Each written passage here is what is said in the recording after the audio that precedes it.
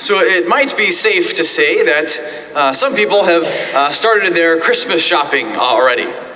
I won't ask for a sign of hands, but you early birds might know who you are. I myself may have already purchased one or two, just with shipping and all the things, right? We want to be safe with all the things. I know it's been cold, maybe even a little snowy this last week. I know the S word for some people. But I have to say, I did see a Christmas tree up in a house. It's not quite Thanksgiving yet, but hey, some people, regardless, are getting ready for the Christmas season. And as I was preparing for this weekend and praying with the readings, I was thinking a bit about gift giving. That there's two ways we can approach gift giving. We can approach it in ways that are calculated. We can approach it in ways that are generous.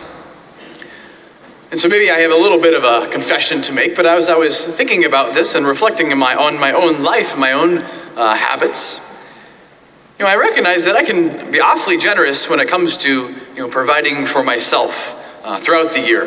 Things that I enjoy, things that provide joy in life. Whether it's good vinyl records, good food, good bourbon, good books. The things that provide goodness to life.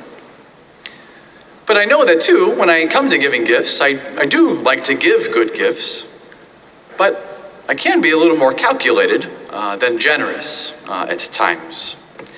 We usually like the piece of pie, just a little bit bigger when it comes to us. That's a condition, of our fallen nature. But this weekend, with the readings that have been given to us, God, I think, wants us to assess our desires and our habits. Not just in whether we are either calculated or generous with others, but even if we're calculated or generous with Him. Because it's only being generous with God and others that we will know the real freedom and joy that we seek in life in the first place. So our readings, we have two examples of widows who gave generously. The first, she comes in contact with the prophet Elijah. And Elijah has some needs for food and drink on his journey. He had no way of providing for himself. And so she asks him to. Or he asks her to. But he says, do not be afraid. Essentially, you will have enough and God will provide. Because the widow was poor. Her and her son didn't have very much. She could have easily and rightfully calculated all the things that she had and said, no, I can't do this. Yet she has great faith and she gave generously. And what happened? God provided her for the whole next year. In our gospel, Jesus, after criticizing the scribes, who at times can be self-centered, and he points that out to them, he points out a woman who puts in 2 small coins into the treasury in the temple. And there's 2 kind of important details for us to realize the significance of this moment. So the treasury was a box that was in the temple where people would come to bring their offerings. They would come to bring their coppers, their coins that they would carry around. And the richer you were, the bigger the offering you would bring. And then the bigger the offering you would bring, the more clinging would happen in the treasury box. And you could imagine, the more clinging there would be, the more attention it would draw. So you could imagine that even an act of generosity, that could be something that was a little more calculated than not. And the woman only gave 2 small coins, 2 cents. Wouldn't have drawn really any attention in the temple area. The other detail is that she gave 2 small coins. Well, why is this important? Well, she chose to give 2. She could have only given 1. She was poor. She didn't have anything. Yet Jesus tells us that she wasn't calculated, but she gave generously out of her poverty.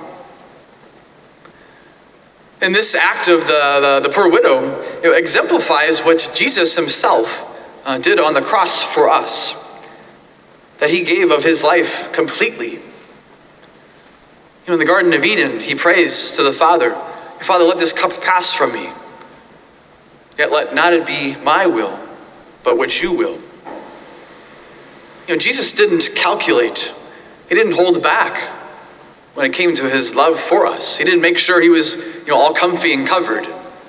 And before he gave his life for us, a sacrifice that led to eternal life. And we acknowledge this today, not to be condemning, but to be curiously truthful about our lives. That at times we can be a little more calculated, we can hold back rather than being generous when it comes to providing for not just ourselves, but other people. And that's whether that's in regards to our time. Certainly our schedules are filled, yet there are so many people in need. Whether it comes to our finances, certainly we give generously, and we're here because of that. But how often and so quickly do we buy the things that we know and love and fill us? But when we could, give to someone in our own circle who is in need in some way. Or it's in regards to our prayer. I know myself, there was lots of other things I'd rather go to than prayer sometimes. Playing on my phone, doing this or that. And I can spend much more time doing nothing on my phone than even just taking 5 minutes to direct my heart to God. So the struggle is real for all of us. This weekend has been a beautiful weekend in many ways, not just because of the weather. But yesterday we had about 300 of our brothers and sisters go out into the community for our community day of service.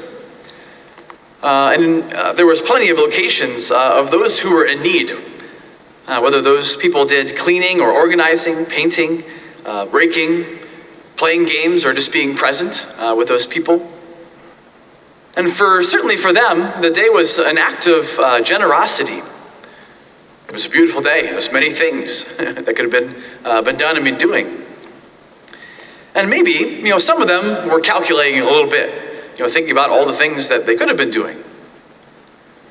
But regardless, they showed up. And our community is better for it. Because certainly people who were in need were served.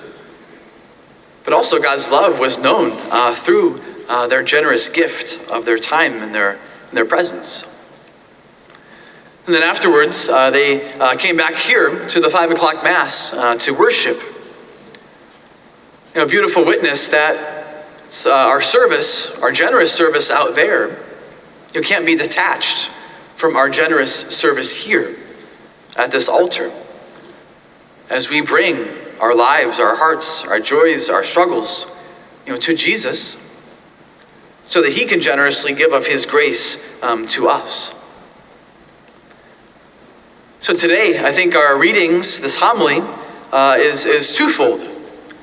First, gratitude for all the generosity that we see in our lives and in our community, and to rejoice in that, how God is working already.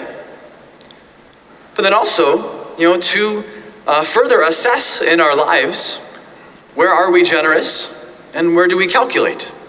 Where do we maybe hold back a little bit? May we ask God to help us to give generously and completely, just as his Son did for us, so that we can know the freedom and the joy that we seek in the first place.